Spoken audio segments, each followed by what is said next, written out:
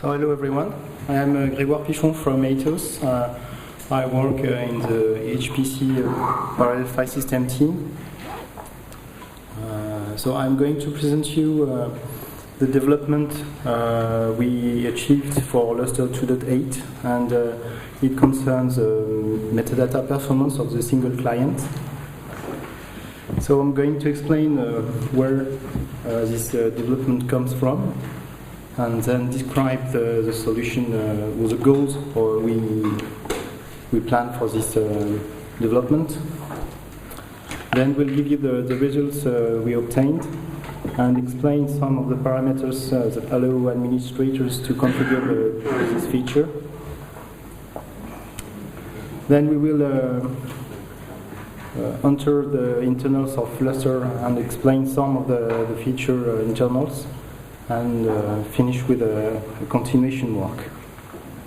So here is the issue. 1 year ago we were doing some performance, metadata performance measurements, and actually we have seen this kind of graph. So this is a MD test benchmark performed on a single client with the number of tasks varying from 1 to 24.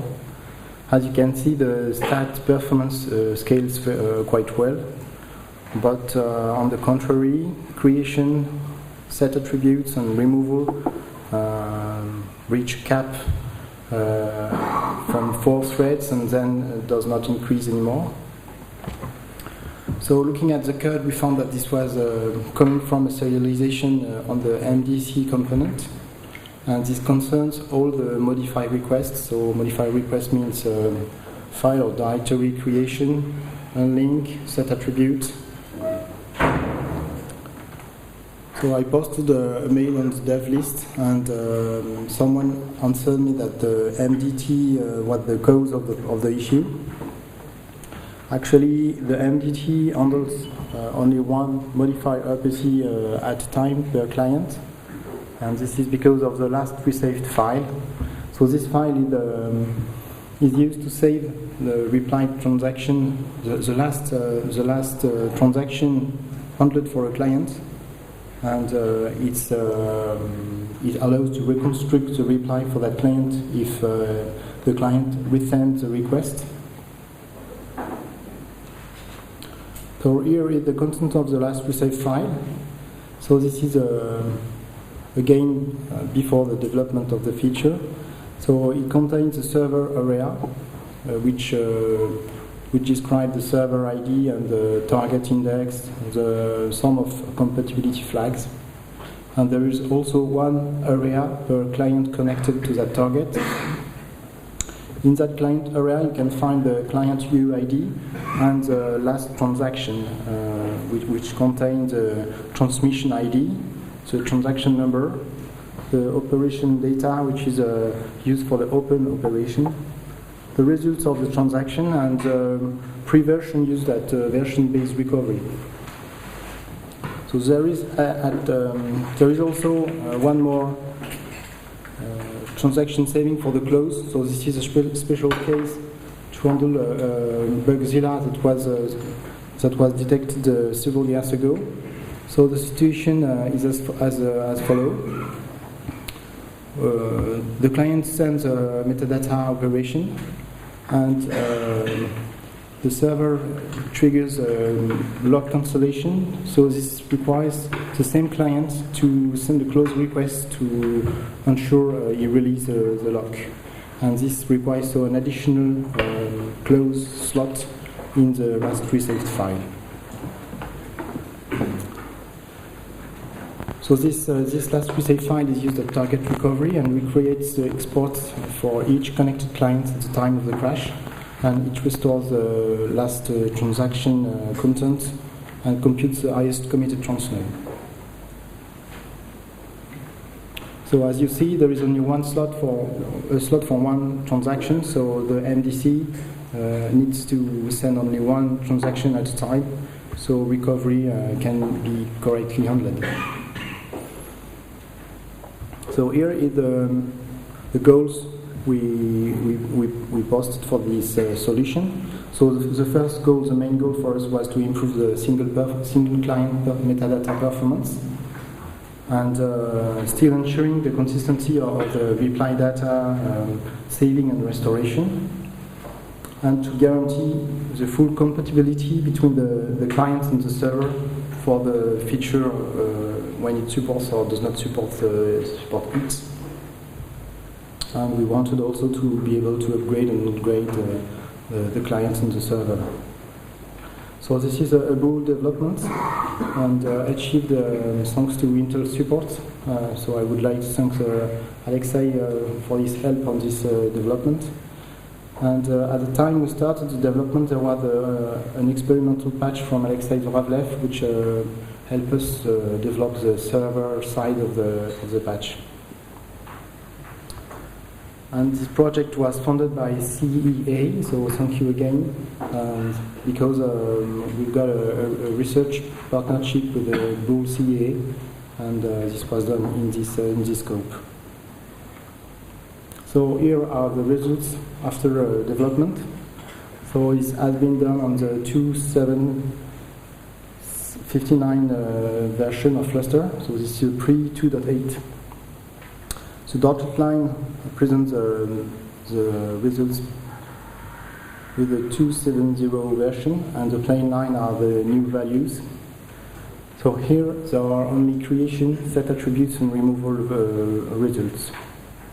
So as you can see, the performance scale quite better than before, and we obtain a creation rate, a file creation rate multiplied by 4, removal rate 3, and set attribute by 2.5. So I would like to mention that the MDT benchmark has been patched. So I have added the set attribute operation, so to be able to measure that that kind of metadata modification. So here are the results for the directory objects. We observe the same kind of improvement.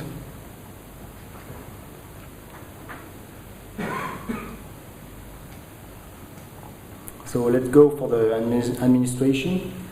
There are now a tunable on the MDC component and another on the MDT.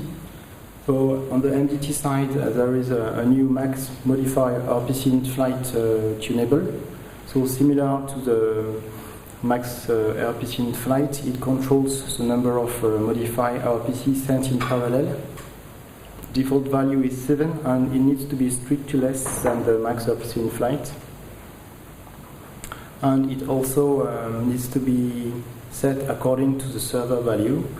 So this is the MDT max mod RPC per client. So this value controls the number of modified RPC allowed for one client, and it can be tuned at runtime, which allows the new client connections to have the new value. So these are the results for file operation and directory operation when you vary you in function of the max modifier RPC in flight. So you can see that growing the max mod value increase the metadata performance up to a level where actually the limitation comes from the server side. So I can say that because I made some tests with multiple clients, and this gives almost the same performance results.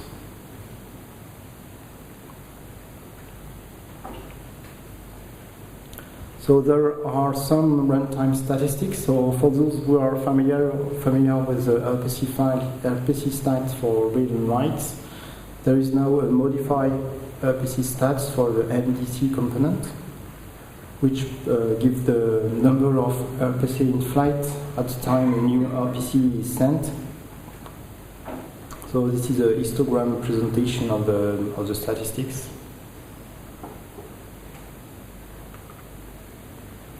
And we also updated a debug tool called LR Reader for last received reader. So this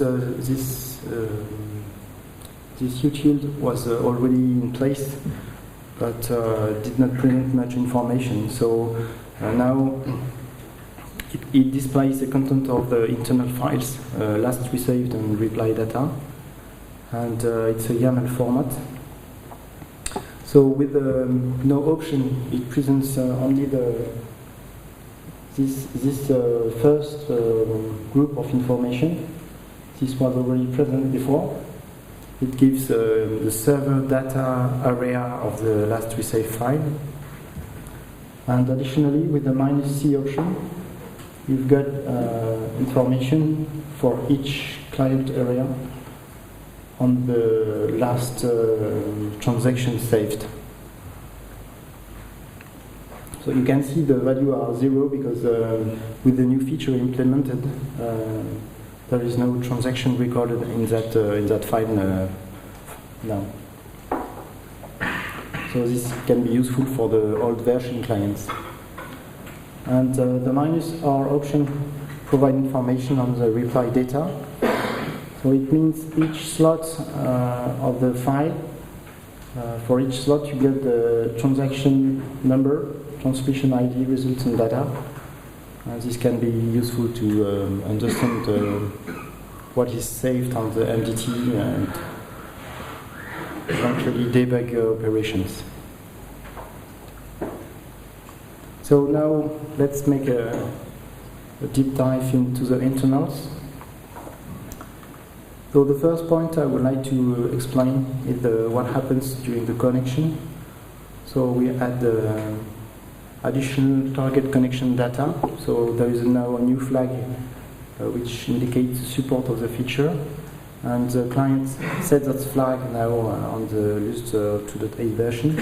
And the server got this flag on its mask of supported operation. So during the connection request, this flag is now present. And the target replies the OCD max mod RPC value, which is the number of RPC in flight it supports per client. So now let's have a look at the request flow for metadata. So on step 1, the MDC prepared the modified metadata RPC, and you can see there are two possible control flow, one for the modified RPC and one for the RPC in flight. And by the way, we also assign a tag. I will explain that later. So the request is sent, and the client assigned a transmission ID to the request. So the MDT now handles the request. This is the step 3. And when he finished under the handling, it allocates reply data and reserves a slot in the reply data file. And then it launches the disk transaction. So the transaction contains both the MDT request modification and also the reply data modification in the reply data file.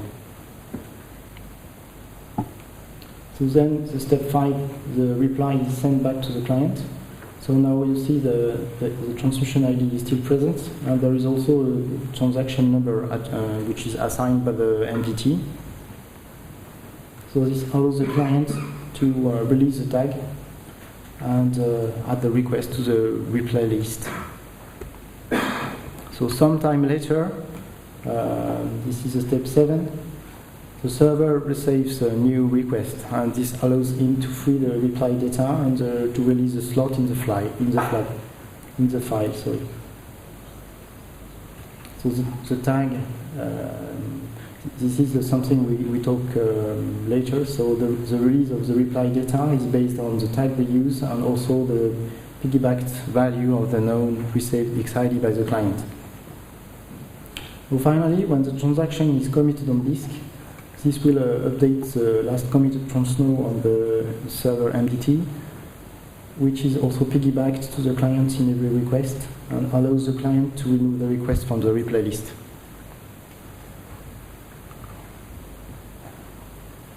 So let's talk now about the tag value. So this value is assigned to each modified RPC, and this is the value between 1 and max mode RPC in flight.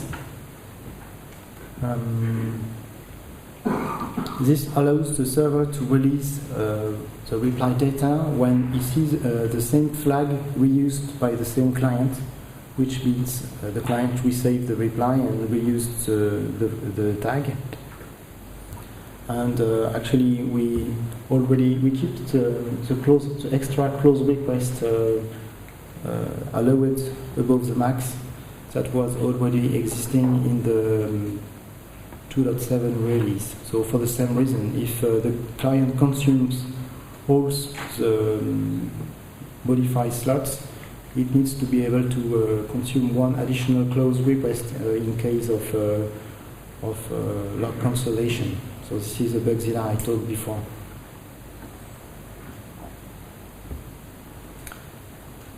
And the client ensures that the tag is not reused as long as it returns from the server.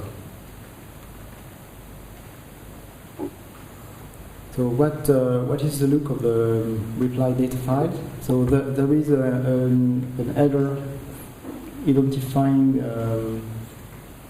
the version and the magic of the file, and then you've got slots, reply slots, which can be used by any of the clients. So there is not a dedicated slot for a client. So this is there is an allocation bitmap which registers which slots are used and which slots are free. The MDT allocates the slot when it handles the request, and it maintains in-memory reply data on the target export. And the reply data is released as soon as the MDT knows the client resaved the reply, so it means it will not have to reconstruct the reply. And this can be done because the client embeds in each request the highest known transmission ID. So this is the highest transmission ID for which the client received the reply, and there is no lower number, the XID, with no reply received. And the second criteria to release the reply data is the reuse of a tag. And finally, we keep at least one slot for each client. So in case of recovery, we can reconstruct the highest transno of per client. So this is needed because this is used at MDT recovery time, and this was implemented before. So this needed to be kept for this new implementation. So what happened if a reply is lost? So after a certain timeout, the client will send again the request with the same transmission ID. The MDT will look for the reply data in memory and in his saved list and see if the request has already been handled. Instead of re-executing the MDT modification, which could be problematic for the non-idempotent operations, he will only reconstruct the reply and send it to the client.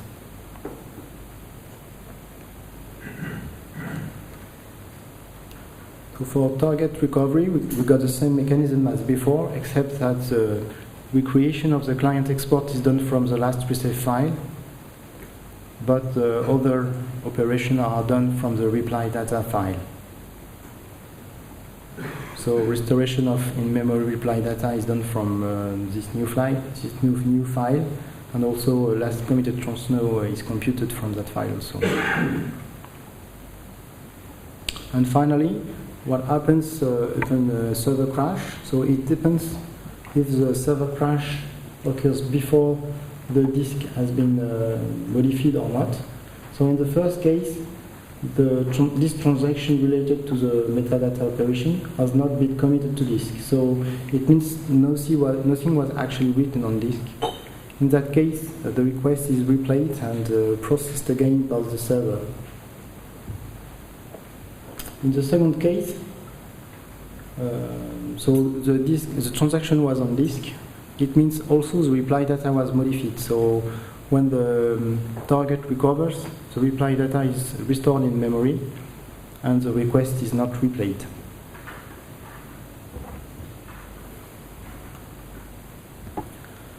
So there is a continuation work for this item, which is related to the OSP support of multiple modifier requests to NDT. So actually, with the remote directory, there are some operations between NDT.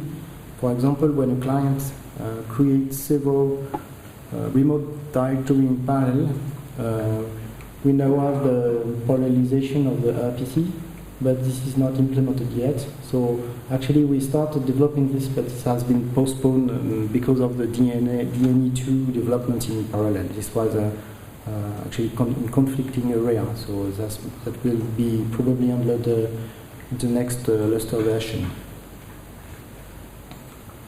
And that's it. Thank you. Do you have any question?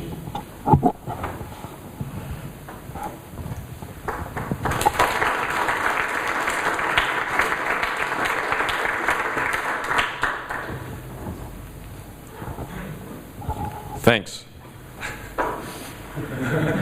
I mean, you've basically explained, I believe, the numbers that we saw and the cap that we saw with 2.7 DNE2. So, God bless you, sir.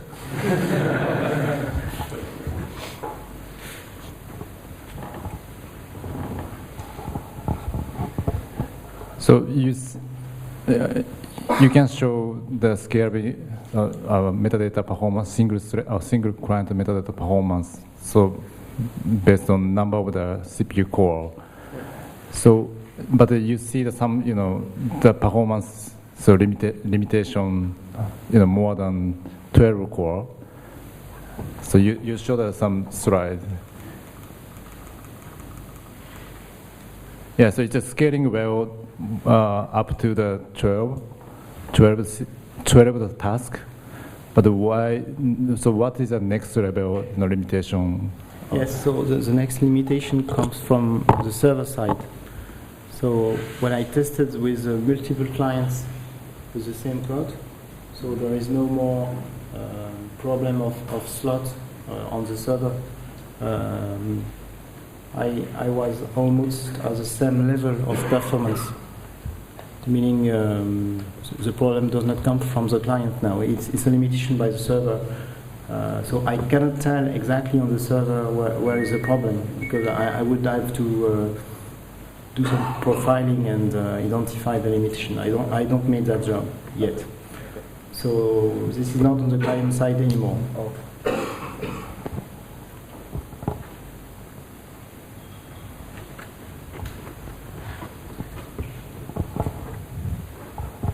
So the maximum number of modified RPCs is set by a profile parameter. Why is that limited? Does it use memory, disk? Why not just set that to very high numbers? Yes, you need to first. It does not have any effect if you improve the max model RPC in flight too much. And you need to understand also that setting maximal RPC in the flight consumes more memory on the server, because you will have some in-memory reply data saved, and also on the disk. For the parallel operation, it consumes more memory and space on the last reply data file.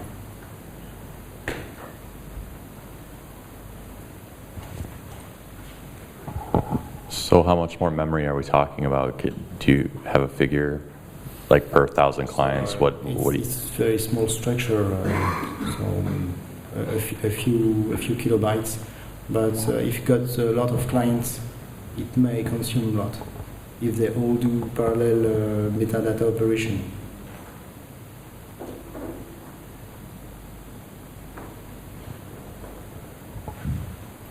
Okay, thank you, Grégoire.